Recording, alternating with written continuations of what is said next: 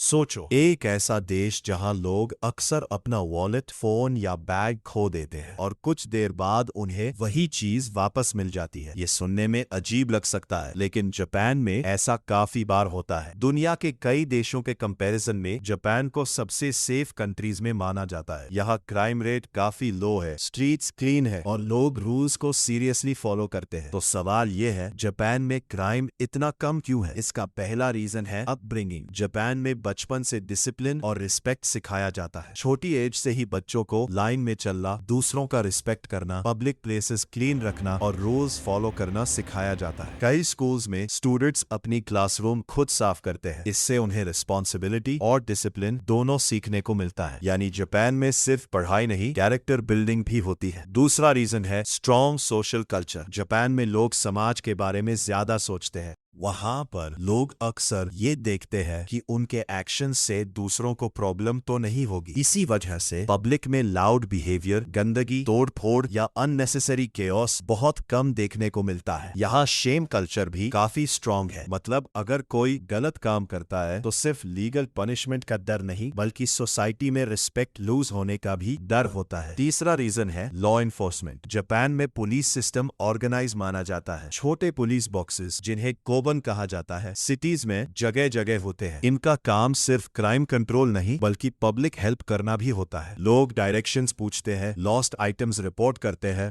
और safety feel करते हैं। पुलिस और पब्लिक के बीच ट्रस्ट भी काफी इंपॉर्टेंट रोल प्ले करता है। चौथा रीजन है clean and organized environment. Research के हिसाब से जब जगह क्लीन, मेंटेन्ड और ऑर्गेनाइज्ड होती है तो क्राइम और डिसऑर्डर का चांस कम हो सकता है। जापान की स्ट्रीट्स, स्टेशंस और पब्लिक एरियाज डिसिप्लिन्ड और मेंटेन दिखते हैं। यानी एनवायरनमेंट भी बिहेवियर को इन्फ्लुएंस करता है। लेकिन इसका मतलब ये नहीं कि जापान में बिल्कुल क्राइम नहीं होता। हर कंट्री की तरह यहाँ भी क्राइम्स होते हैं, लेकिन स्ट्रीट क्राइम, थेफ्ट और वायलेंट क्राइम का लेवल काफी लो माना जाता है कंपेयर्ड टू मेनी प्लेसेस। एक और इंटरेस्टिंग बात है, जापान में लॉस्ट एंड फाउंड सिस्टम काफी फेमस है। कई लोग अपना वॉलेट खो देते हैं और पुलिस स्टेशन या लॉस्ट ऑफिस से वापस मिल जाता है। सोचो कितना ट्रस्ट लेवल होगा। जापान का सीक्रेट सिर्फ स्ट्रिक्ट लॉज नहीं है, असली सीक्रेट है discipline, upbringing, respect, social responsibility और सिस्टम का कॉम्बिनेशन। यानी जब बचपन से वैल्यू सिखाई जाती है और सिस्टम भी स्ट्रॉन्ग होता है, तब सोसाइटी अलग लेवल पर काम करती है। इसी वजह से दुनिया जापान को सिर्फ एडवांस्ड कंट्री नहीं, एक हाईली डिसिप्लिन सोसाइटी के रूप में भी देखती है। सवाल ये है, क्या सिर्फ लॉज से क्राइम कम होता है या वैल्यूज ज्यादा इंपॉर्टेंट है?